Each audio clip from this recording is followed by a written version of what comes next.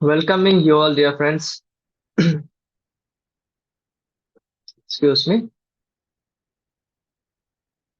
यदि आप लोगों को याद होगा तो हम लोग मरकुस का स्टडी कर रहे थे एक साथ। और आज जिस हिस्से में हम आ पहुंचे हैं वो है मरकुस रचित सुसमाचार अध्याय 1 पद 29 से 39। हालांकि हम सारे पदों का आज नहीं देख पाएंगे और हम केवल 34 तक ही आज देख पाएंगे। तो आइए इन पदों को पढ़ते हैं। वह तुरंत आराधनालय में से निकल कर याकूब और यूहन्ना के साथ साइमन और आंद्रियास के घर आया। साइमन की सास ज्वर से पीड़ित थी और उन्होंने तुरंत उसके विषय में उससे कहा। तब उसने पास जाकर उसका हाथ पकड़ के उसे उठाया और उसका ज्वर उतर गया और वह उसी उनकी सेवा टहल करने लगी। संध्या के समय जब सूर्य डूब गया तो लोग सब बीमारों को और उन्हें जिनमें दुष्ट आत्माएं थी उसके पास लाए और सारा नगर द्वार पर इकट्ठा हुआ। उसने बहुतों को जो नाना प्रकार की बीमारियों से दुखी थे चंगा किया। बहुत सी दुष्ट आत्माओं को निकाला और दुष्ट आत्माओं को बोलने न दिया, क्योंकि वे उसे पहचानती थी। भोर को दिन निकलने से बहुत पहले वह उठकर निकला और एक जंगली स्थान में गया और वहां प्रार्थना करने लगा। तब साइमन और उसके साथी उसकी खोज में गए। जब वह मिला तो उससे कहा, सब लोग तुझे ढूंढ रहे हैं। उसने उनसे कहा, आओ हम और कहीं आसपास की बस्तियों में जाए कि मैं वहां भी प्रचार करूं, क्योंकि मैं इसीलिए निकला हूं। अतः वह सारे गलील में उनके आराधनालयों में जाकर प्रचार करता और दुष्ट आत्माओं को निकालता रहा। लास्ट टाइम जब हम लोगों ने स्टडी किए थे तो हम लोगों ने देखे थे कि यीशु मसीह का अधिकार को विशेषकर उपदेश देने में और साथ ही साथ दुष्ट आत्मा ग्रस्त व्यक्ति के जीवन से उन्होंने दुष्ट आत्मा को भी निकाले थे। और आज जिन पदों में हम आ पहुंचे हैं, जिसका आज हम अध्ययन करने जा रहे हैं, पद 29 से 35 34 तक। 35 से लेकर 39 प्रभु का इच्छा हो तो नेक्स्ट टाइम। क्योंकि ये एक साथ आते हैं तो मैंने इसलिए इन सारे पदों को एक साथ रखे हैं। और इन पदों को हम अ, मुख्य रूप से दो भागों में विभाजित कर सकते हैं। और जिस बुनियादी विषय को हम इन पदों में देख पाते हैं, जहां लगातार यीशु मसीह अपने कार्यों के द्वारा उनका ईश्वरत्व को है उसको प्रदर्शित करते जा रहे थे, और साथ ही साथ उनका दया का प्रकटीकरण को भी हम यहाँ देख पाते हैं। ये पदे प्रभु यीशु मसीह का पहचान और प्राथमिकता को अभिव्यक्त करता है। ठीक है, यीशु मसीह की पहचान और प्राथमिकता का अभिव्यक्ति को जो है उसे हम इन पदों में देख पाते हैं। और इस अनुभाग या खंड को हम दो भागों में विभाजित कर सकते हैं। 29 से लेकर 34 पद जिसे आज हम देखने जा रहे हैं, यहाँ पे हम प्रभु यीशु मसीह का पहचान का प्रमाण को देख पाते हैं। और यहाँ पे पद 35 से 39 39 में हम प्रभु यीशु मसीह का कार्य का, उनका मिशन का, प्राथमिकता का प्रकटीकरण को हम यहाँ देख पाते हैं। हालांकि आज हम केवल पहला विषय को ही देख पाएंगे, मरकुस एक अध्याय 29 से लेकर 34, यीशु मसीह का पहचान का प्रमाण। और यीशु मसीह का पहचान का जब यहाँ पे प्रमाण हो रहा है कि यीशु मसीह ही वाकई में वो आने वाला मसीहा है, वही एकमात्र परमेश्वर का पुत्र, वो मसीहा राजा है, तो इसका पुष्टि जो है इस हिस्से में, इस सेक्शन में दो कार्यों के द्वारा हो रहा है। और आज हम इन्हीं दो कार्यों को देखने जा रहे हैं। सबसे पहले वी सी हियर कि प्रभु यीशु मसीह पतरस के सास को चंगाई प्रदान करते हैं, पद 29 से लेकर 31 तक में। फिर हम देख पाते और एक बहुत ही महत्वपूर्ण कार्य जो प्रभु यीशु मसीह उनके पहचान का प्रमाण को देने के लिए कर रहे होते, वो है कि बहुत से, यहाँ पे एक जन को, वहां पे बहुत लोगों को, अनेकों को यीशु मसीह जो है, जो उनके पास आए थे, उन सबको चंगाई प्रदान करते हैं और दुष्ट आत्माओं को निकालते हैं। तो इन दो महत्वपूर्ण कार्य को हम यहाँ देख पाते हैं, जिसको द्वारा यीशु मसीह का पहचान का प्रमाण यहाँ पे होते हैं। तो आरंभ करते हैं कि यीशु पतरस के सांस को चंगाई प्रदान करते हैं। उसके बाद हम देखेंगे बहुत सारे लोगों को, उन सब को जो यीशु मसीह के पास आए थे, उन्होंने चंगा किया और दुष्ट आत्माओं को निकाले। लेकिन आरंभ करेंगे, यीशु पतरस के सांस को संपूर्ण रूप से चंगाई प्रदान करते हैं। आइए पढ़ते हैं इस पद को। मरकुस 1 अध्याय 29 पद। वह तुरंत आराधनालय में से निकलकर याकूब और यूहन्ना के साथ साइमोन और अंद्रियास के घर आए। यदि हमें याद होगा, प्रभु यीशु मसीह कफरनहूम के आराधनालय में, सिनागोग में अधिकार पूर्ण रूप से उपदेश को दे रहे थे, और वहां पे उन्होंने अ, एक अशुद्ध आत्मा को भी बाहर निकाले थे। और वहां पे हम इससे तुरंत पहले हम देख पाते कि, यदि आपको याद होगा, कि यीशु मसीह के इस अधिकारपूर्ण कार्य को देख के वहां मौजूद लोग जो है वो आश्चर्यचकित हो गए थे। और उन दिनों में ये जो आराधनालय हुआ करता था, आराधनालयों का जो सभा, वो बहुत संभवत दोपहर के आसपास समाप्त हुआ करता था। और आराधनालय का सभा में उपदेश देने के बाद, उस दुष्ट आत्मा को, अशुद्ध आत्मा को निकालने के बाद, जब आराधनालय समाप्त होते हैं, तो उसके बाद का ये घटना है। तुरंत आराधनालय में से यीशु मसीह निकल करके कहाँ जाते हैं? वो आराधनालय में से निकलकर याकूब और यूहन्ना के साथ साइमोन, जिसको पतरस हम कहते हैं, और आंद्रियास के घर में वो जाते हैं। देखिए, साइमोन और आंद्रियास जो है, जब हम यूहन्ना रचित सुसमाचार को पढ़ने लगते हैं, तो ये दो भाई जो है, ये असल में ओरिजिनली बतसैदा नगर के निवासी है, बतसैदा नगर के नागरिक है, जो नगर गलील समुद्र के उत्तरी ओर पड़ते थे। वहां के वो लोग नागरिक और निवासी थे। लेकिन बहुत संभावित, और पतरस और उसके परिवार जो है, आंद्रियस समेत, कफरनहूम में रहा करते थे, क्योंकि मछली के व्यवसाय के वजह से उन लोगों ने इसीलिए अपना रहने का स्थान को स्थानांतरित कर दिए थे।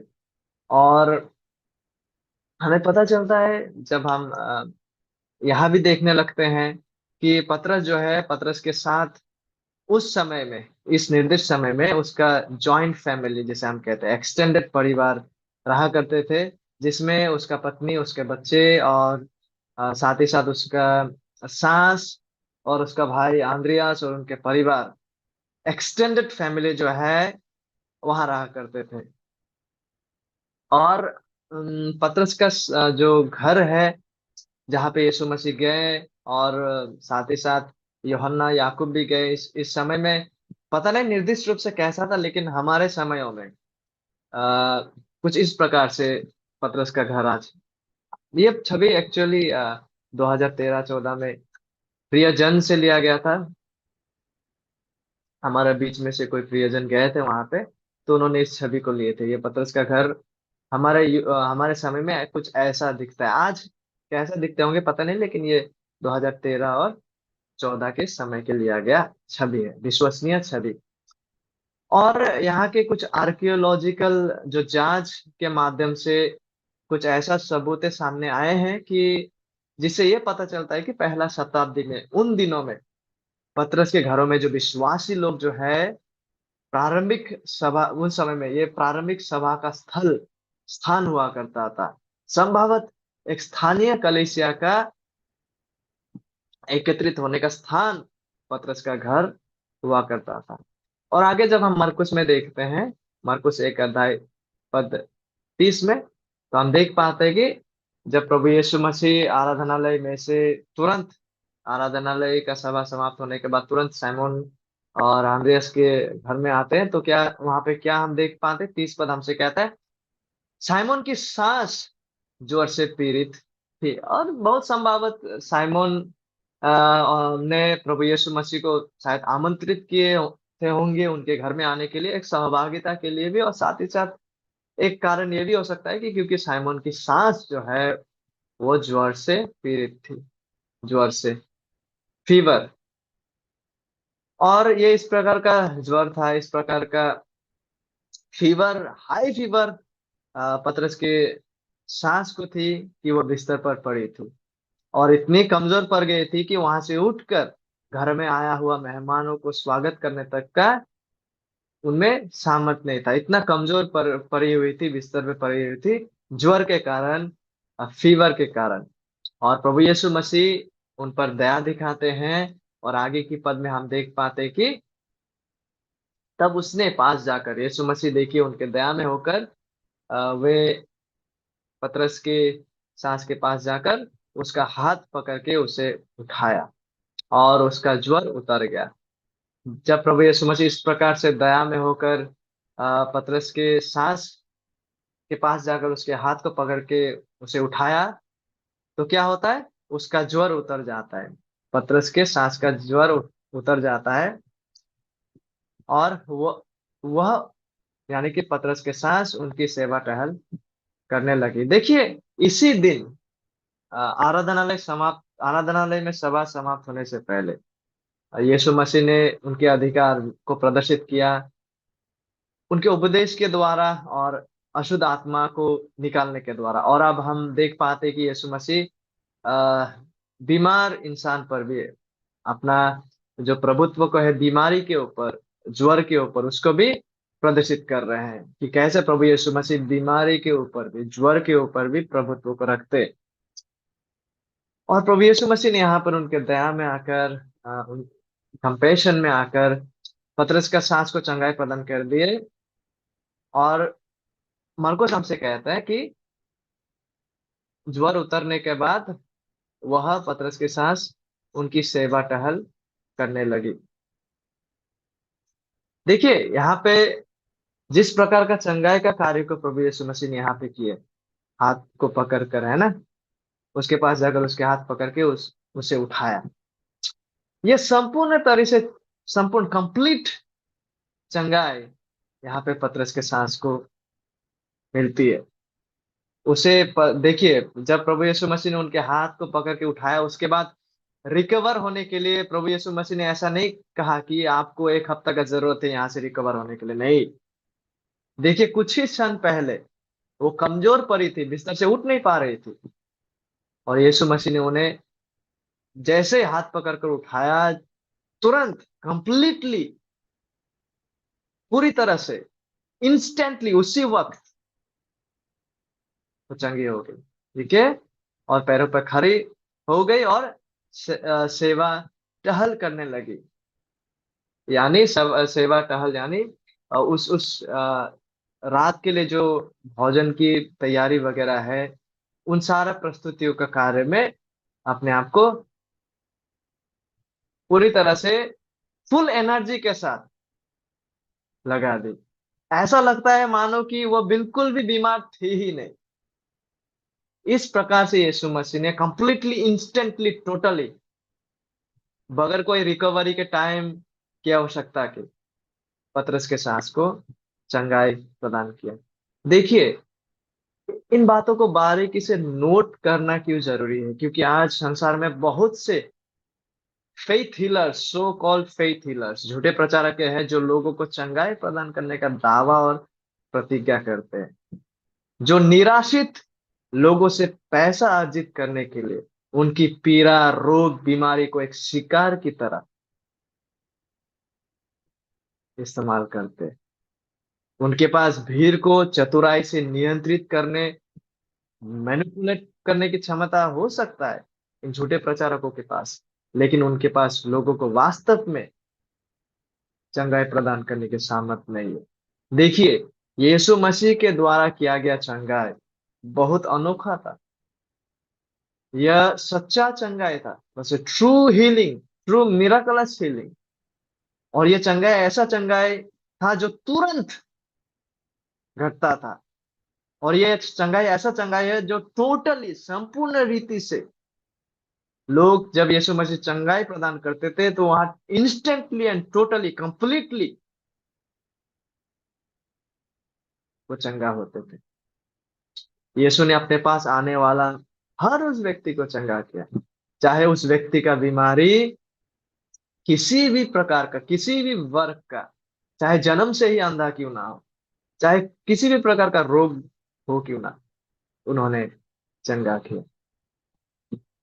और शारीरिक चंगाई को प्राप्त करने के लिए देखिए, यह अनिवार्य नहीं था कि वो बीमार व्यक्ति को यीशु पर पहले विश्वास करना ही पड़ेगा, उसके बाद जाकर उसको चंगाई प्राप्त होगा। जैसे कि आज बहुत लोग कहते हैं कि पहले तुम्हारे विश्वास के आधार पर तुम्हें चंगाई प्राप्त होगा, लेकिन यह अनिवार्य नहीं था इस समय। हम देख पाते हैं कि शारीरिक चंगाई को प्राप्त करने के लिए यह अनिवार्य नहीं था। इट वॉज नॉट मैंडेटरी कि वो बीमार व्यक्ति पहले यीशु मसीह पर विश्वास करे, उसके बाद ही जाकर उसके विश्वास के आधार पर ही वो स्वस्थ होते थे या चंगाई को दिया जाता था, नहीं।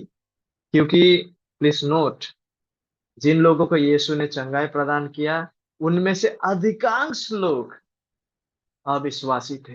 दे वर अनबिलीवर्स। हालांकि कुछ लोग यीशु में विश्वास किए, जैसे उन 10 जो कोढ़ी लोग थे ना, उनमें से सब सुस्थता पाकर, चंगाई पाकर एक ने यीशु पर विश्वास किया।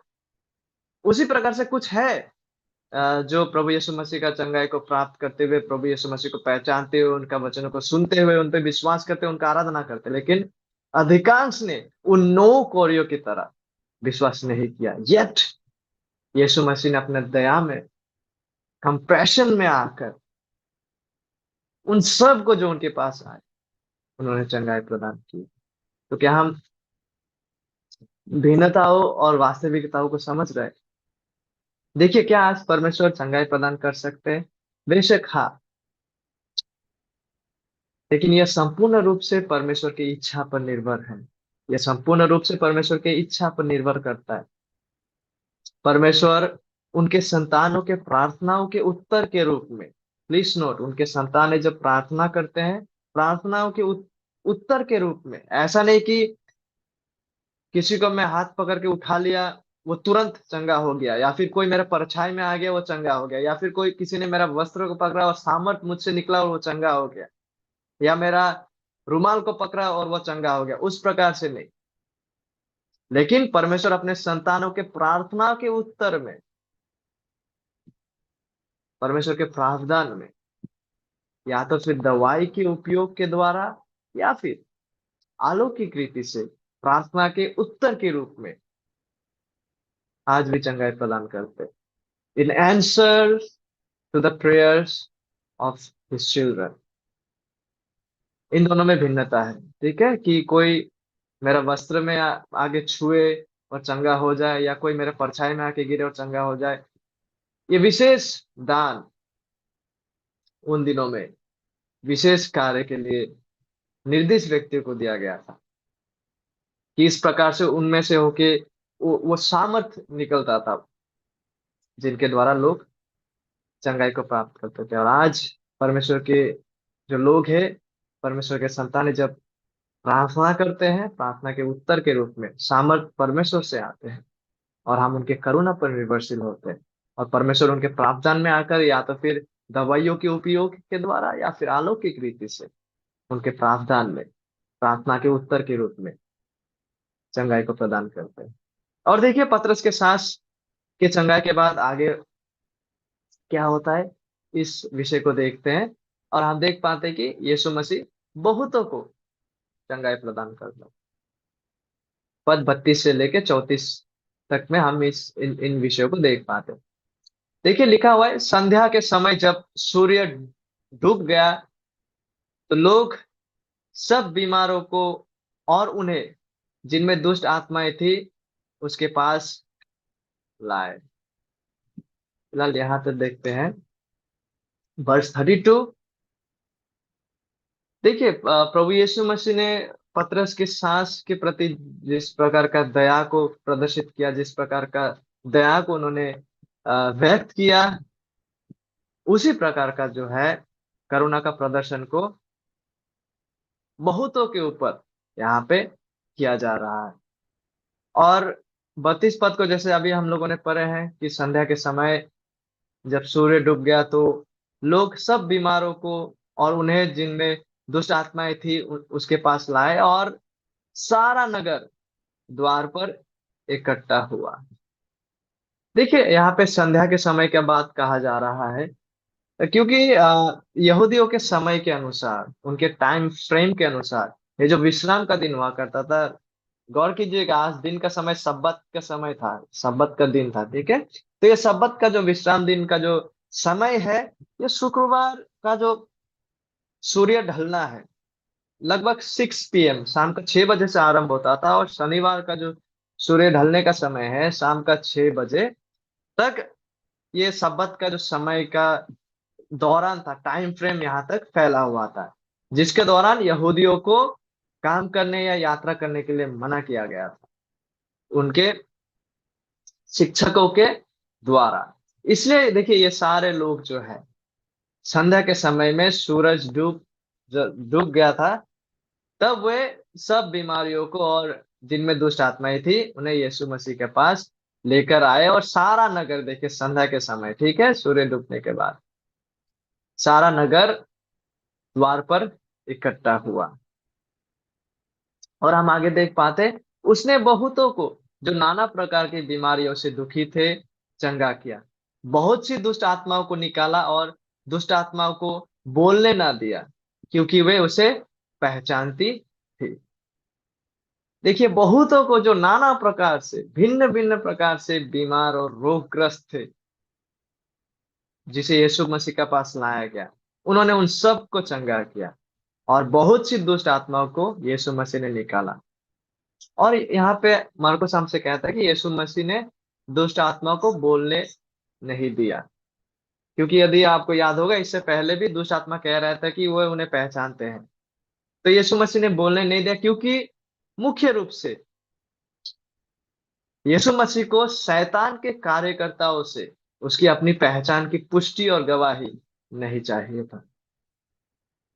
देखिए यीशु मसीह ने बहुत सारे अलौकिक कार्य किए, ठीक है, बहुत सारे अलौकिक कार्य किए, और उन्होंने केवल अलौकिक कार्य के लिए ही, just he didn't do miracle just for the sake of doing miracles, ठीक है, उन्होंने अलौकिक कार्य के लिए ही केवल अलौकिक कार्य नहीं किए, ना ही मुफ्त में स्वास्थ्य का देखभाल प्रदान करने के लिए उन्होंने अलौकिक कार्य किए, बल्कि जब यीशु मसीह इन सारा कार्य को कर रहे थे, जब इस प्रकार से वो अपने अधिकार को प्रदर्शित कर रहे थे, जब इस प्रकार से वो चमत्कार क्रियाओं को कर रहे थे, यह परमेश्वर के राज्य के सच्चे सुसमाचार को पुष्टि करने के लिए वो कर रहे थे, और अपनी पहचान और ईश्वरत्व को साबित करने के लिए कि यीशु मसीह ही वो मसीही राजा है जिसको होने का वो दावा करते हैं।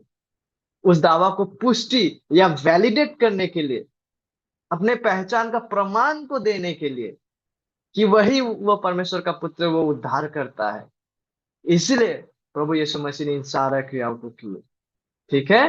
मैं फिर एक बार दोहराना चाहूंगा, उन्होंने केवल चमत्कार करने के लिए ही चमत्कार को नहीं किए, केवल रोग मुक्त करने के उद्देश्य से ही केवल रोग मुक्त नहीं किए, केवल दुष्ट आत्मा निकालने के लिए केवल दुष्ट आत्मा नहीं निकाले, वरन इससे कहीं कहीं अधिक उन्होंने उनका खुद का पहचान को प्रदर्शित करने के लिए, उन्होंने अपना खुद का जो आइडेंटिटी है कि वही वो परमेश्वर है जो मनुष्य बने, वही जो मसीहा राजा, वो प्रतिज्ञा किया हुआ मसीहा राजा है, जिन दावाओं को वो कर रहे थे, उसको वैलिडेट करने के लिए, उसको पुष्टि करने के लिए, अपना पहचान का प्रमाण को देने के लिए प्रभु यीशु मसीह इन सारा क्रियाओं को कर रहे थे। और उनके चमत्कार और अलौकिक कार्य ने पाप और शैतान पर विजय पाने की उनकी शक्ति और सामर्थ्य को प्रदर्शित किया, ठीक है। जब यीशु मसीह इन सारा चमत्कार और अलौकिक कार्य को कर रहे थे, ये कार्य जो है पाप और शैतान पर विजय पाने की जो उसकी शक्ति और सामर्थ है, उसको प्रदर्शित किया, और मनुष्य को पाप मृत्यु और नरक से बचाने और अनंत जीवन में लाने की उनकी क्षमता की पुष्टि की। इसीलिए जब मती, ठीक है, इसी घटना का वर्णन को कर रहे होते हैं, मैं इन बातों को पढ़ना चाहूंगा। मती जब इसी समान घटना का वर्णन को कर रहे होते हैं, वो लिख रहे होते हैं, तो उन्होंने यशाया निष्कर्ष में, कंक्लूजन में वो यशाया 53 के बातों को लाते हैं यहाँ पे। तो आइए इसी घटना को मती में से भी पढ़ लेते हैं। मती 8 अध्याय 14 से लेकर 17 पद। यीशु जब पतरस के घर आया तो उसने उसकी सास को ज्वर में पड़ी देखा, उसने उसका हाथ छुआ और उसका ज्वर उतर गया और वो उठकर उसकी सेवा करने लगी। जब संध्या हुई तब वे उसके पास बहुत से लोगों को लाए जिनमें दुष्ट आत्माएं थी, और उसने उन आत्माओं को अपने वचन से निकाल दिया और सब बीमारों को चंगा किया। और देखिए यहाँ पे यशायाह 53 की बातों को मती यीशु मसीह के इन कार्यों के संबंध में जोड़ते हुए कहते हैं, क्या कहता है, ताकि जो वचन यशायाह भविष्यद्वक्ता के द्वारा कहा गया था वह पूरा हो। तो यीशु मसीह जब इन कार्य को कर रहे थे, he didn't just do it for the sake of doing those things, but in the fulfillment। यशायाह भविष्यद्वक्ता ने जिस प्रतिज्ञाओं को, जिन वचनों को बोले, उसका पूर्णता के रूप में यीशु मसीह इन कार्यों को कर रहे थे। आगे क्या कहा गया है, उसने आप हमारे दुर्बलताओं को ले लिया और हमारे बीमारियों को उठा लिया। ये बातें यशायाह 53 में हम देख पाते, 53 अध्याय 4 पद में यशायाह ने जो कहा था, यीशु में उसका पूर्णता को हम देख पाते हैं। यीशु जब इन कार्यों को कर रहे होते, यशायाह ने जिस भविष्यवाणी को किए थे उसका पूर्णता को हम यहाँ देख पाते। मती यही कहता है, जब यीशु मसीह पतरस के घर में आते हैं और इस सारा आश्चर्य क्रम को कर रहे होते हैं, जो बातें यीशु मसीह के बारे में कहा गया था कि वो करेंगे जब वो परमेश्वर का राज्य को लाने जा रहे हैं, उसी विषय को, उसी सच्चाई का पूर्णता को हम यीशु मसीह में देख पाते हैं। ठीक है, जिन लोगों को यीशु मसीह ने चंगा किया उन पर दया और सहानुभूति को उन्होंने प्रदर्शित किया, लेकिन सबसे महत्वपूर्ण ये पूर्णता, ये प्रतिज्ञा, जिन भविष्यवाणी को यशायाह ने कहा था, इस भविष्यवाणी का पूर्णता किस रूप में यीशु मसीह में पूरा होता है। सबसे पहले हम देख पाते हैं कि यीशु मसीह उन रोगग्रस्त व्यक्तियों के प्रति अपना सहानुभूति, दया को प्रदर्शित करता है, लेकिन सबसे महत्वपूर्ण, उसने आप ही हमारे दुर्बलताओं को ले लिया और हमारे बीमारियों को उठा लिया। इसका मतलब क्या है? देखिए, पाप पर विजय प्राप्त करके यीशु ने परमेश्वर के गौरवशाली अनंत राज्य की पूर्व छाया या पूर्व स्वाद दिया, जिससे सभी दुख, रोग और मृत्यु हमेशा के लिए दूर हो जाएंगे। जब यीशु मसीह इन सारा कार्यों को कर रहे थे, यशायाह का भविष्यवाणी का पूर्णता के रूप में यीशु मसीह जो है, आखिरकार परमेश्वर जिस अनंत राज्य को लाने जा रहा है, उसका फोर टेस्ट, फोर शेडो, पूर्ण स्वाद को वो यहाँ प्रदर्शित कर रहे थे कि जब परमेश्वर आखिरकार उस राज्य को लाएंगे, उसका अनंत राज्य को, तो वहां पे माहौल कैसे होने जा रहा है, उसका पूर्व स्वाद को यीशु मसीह जब पृथ्वी में थे उसको प्रदर्शित कर रहे थे। ठीक है, फॉर शेडो, फॉर टेस्ट, पापी मनुष्य को पाप के प्रभाव से छुटकारा दिलाने के लिए यीशु ने स्वयं कष्ट और दुख उठाया और वो मारा गया, और उसकी मृत्यु के माध्यम से यीशु ने पाप का दंड को चुकाया और अपने पुनरुत्थान के माध्यम से उसने मृत्यु पर विजय प्राप्त की। यीशु मसीह ने उन सभी के लिए पाप और मृत्यु दोनों को हरा दिया, पाप और मृत्यु दोनों पर विजय प्राप्त की। जो व्यक्ति लोग उद्धार के लिए यीशु मसीह में सच्चा भरोसा और विश्वास करते हैं और करेंगे। लेकिन हमें इस बात का एहसास भी होना है कि जिन प्रतिज्ञाओं को यहाँ पे किया गया, यीशु मसीह जब आए इन प्रतिज्ञाओं का पूर्णता के रूप में, he was giving the full taste, पूर्ण स्वाद, पूर्ण स्वाद, पूर्व स्वाद को वो प्रदान कर रहे थे। फोर टेस्ट, फोर शेडो, कि जिस जब आखिरकार परमेश्वर उनके राज्य को लाने जा रहे हैं, तब स्थिति कैसा होने जा रहा है, उसका फोर टेस्ट, पूर्व स्वाद को यीशु मसीह प्रदान कर रहे थे। इसलिए हमें यह एहसास करना है कि जो भी लोग प्रभु यीशु मसीह में सच्चा विश्वास करते हैं, आज जब वे विश्वास करते हैं, हमें पाप का दंड से मुक्त किया जाता है और हमें पाप के सामर्थ्य से भी मुक्त किया जा रहा है कंटिन्यूअसली। ठीक है, मुक्त किया जा रहा है। लेकिन मसीह का छुटकारे का कार्य और इस प्रतिज्ञा का फुलफिलमेंट, इस छुटकारे का, प्रभु यीशु मसीह का छुटकारे का कार्य का जो फुल संपूर्ण पूर्णता जो है, भविष्य में होने जा रहा है। विश्वासियों के जीवन में वो भविष्य में होने जा रहा है, जब विश्वासियों को पुनरुत्थान का शरीर दिया जाएगा। उस दिन प्रत्येक सच्चा विश्वासियों को जो है, जो यीशु मसीह में सच्चा विश्वास करते हैं, पुनरुत्थान का शरीर दिया जाएगा, जो हमेशा के लिए पाप, बीमारी और मृत्यु से मुक्त और मुक्त रहेंगे और होंगे। ठीक है, तो यीशु इस प्रतिज्ञा का पूर्णता यीशु मसीह जब पृथ्वी में थे तब हो रहे थे, ऐसे फोर टेस्ट, पूर्व स्वाद के रूप में, कि जब आखिरकार परमेश्वर उनके राज्य को लाने जा रहा है तो क्या होने जा रहा है उस वक्त। आज जो लोग प्रभु यीशु मसीह में विश्वास करते हैं, हमें पाप का दंड और साथ ही साथ पाप का सामर्थ्य से, पाप का दंड से बचाया गया है और पाप का सामर्थ्य से बचाया जा रहा है। लेकिन एक दिन आखिरकार जब विश्वासियों को पुनरुत्थित देह दिया जाएगा, पुनरुत्थित शरीर दिया जाएगा, उस दिन जो वास्तव में यीशु मसीह में विश्वास किए हैं, हम हमेशा के लिए पाप का स्वयं, पाप का उपस्थिति, हर प्रकार का रोग, बीमारी, मृत्यु से मुक्त किए जाएंगे। फुलफिलमेंट छुटकारे का उस दिन होने जा रहा है, जब हमें महिमान्वित किया जाने वाला शरीर दिए जाएंगे। इन्हीं बातों का इंगित को हम रोमी 8 अध्याय 23 पद में देख पाते हैं। पौलुस लिखते हैं, और केवल वही नहीं, पर हम भी विश्वासियों को संबोधित करते हुए वो कहते हैं, जिनके पास आत्मा का पहला फल है, आप ही अपने में करहाते हैं और लेपालक होने की, अर्थात अपनी देह की छुटकारे की बाट जोते हैं। वे वेटिंग, इंतजार करते हैं उस दिन का, जब आखिरकार हमें सारा रोग, बीमारी और मृत्यु से फाइनली मुक्त किया जाएगा, फॉर एवर एंड एवर, अनंत काल के लिए पुनरुत्थित देह दिया जाकर।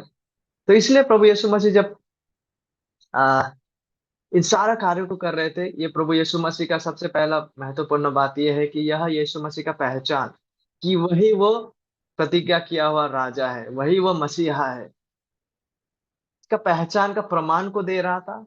और साथ ही साथ मती इन बातों को भी जोड़ते हैं कि भविष्यवाणी का पूर्णता भी यहाँ पे हो रहा है, जहां पे यीशु मसीह उस अनंत राज्य का पूर्व पूर्व स्वाद को प्रदान कर रहे हैं, जो राज्य आखिरकार एक दिन परमेश्वर लाने जा रहा है, जब हमें पुनरुत्थित देह दिया जाएगा प्रत्येक विश्वासियों को।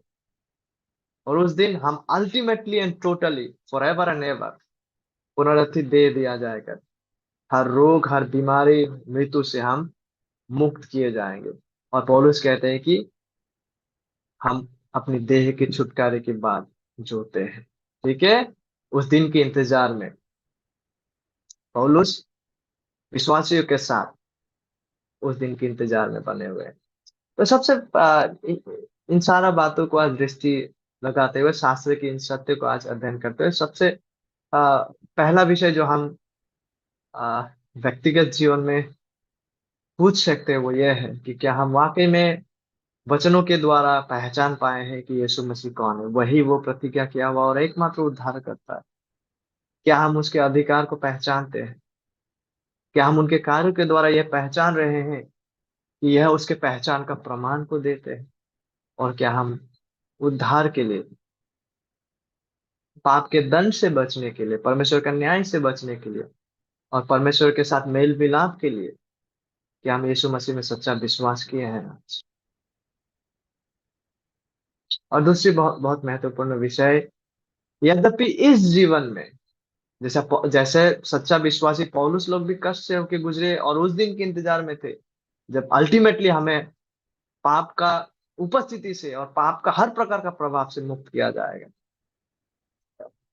यद्यपि इस जीवन में परमेश्वर की इच्छा अनुसार विश्वासियों को कठिन समय से होके गुजरना पड़ता है, और ऐसा समय भी आ सकते हैं जब तिमोथियुस के जैसा और कहीं उसके अन्य विश्वासियों के जैसा हो सकता है कि हम संपूर्ण रूप से चंगाई प्राप्त ना भी करें इस जीवन में। कभी कभी यस, प्रभु के दया में उनके अनुग्रह से वो चंगाई प्रदान करते हैं, और कभी कभी ऐसा हो भी सकता है कि we may not be healed, और हम बहुत कठिन समय से होके गुजरते हैं। लेकिन प्रत्येक सच्चा विश्वासियों के लिए हमारा कष्ट और दुख सहना प्रभु के निमित्त ये अर्थहीन नहीं है, और हम आशाहीन नहीं है। मसीह में हमारा आशा है। आज हम पाप के दंड से बचाए गए हैं और पाप के प्रभुता से बचाए जा रहे हैं, लेकिन एक दिन आखिरकार पाप का संपूर्ण प्रभाव और स्वयं ये सारे जो विषय है जो पाप का प्रभाव है उनसे मुक्त किए जाएंगे। इसीलिए हमारा, यद्यपि हम कष्ट और पीड़ा से होकर गुजरे क्यों ना, प्रभु यीशु मसीह में हम आनंदित बने रहे, क्योंकि एक दिन आ रहा है जब हमें पुनरुत्थित देह दिए जाएंगे और हम अनंत काल के लिए परमेश्वर के राज्य में उनके साथ रहेंगे। उस समय कोई रोना, कोई पीड़ा नहीं होगा, कोई दुख तकलीफ नहीं होगा, लेकिन परमेश्वर का आनंद का मिठास को हम उनकी संगति में अनंत काल के लिए उपलब्ध कर पाएंगे।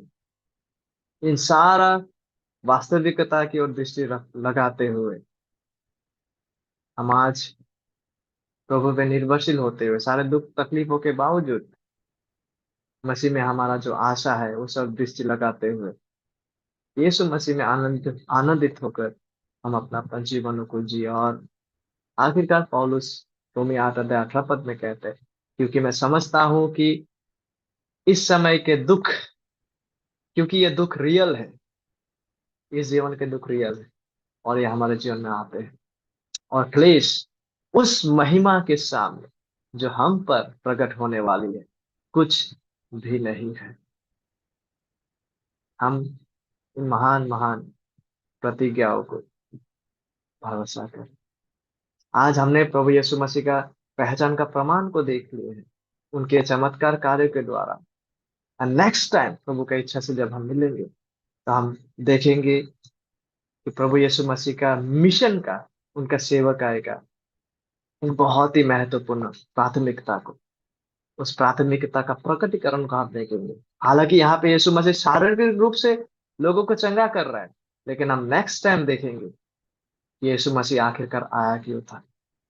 उसका मुख्य उद्देश्य इस समय में केवल लोगों को सामूहिक शारीरिक चंगाई प्रदान करना नहीं था, बट नेक्स्ट टाइम हम ये देखने जा रहे हैं कि यीशु मसीह इसलिए आया ताकि हमें अनंत मृत्यु से बचाए, नॉट जस्ट टेम्पोररी शारीरिक रोग से, वरन परमेश्वर का न्याय और दंड से और अनंत मृत्यु से वो बचाए।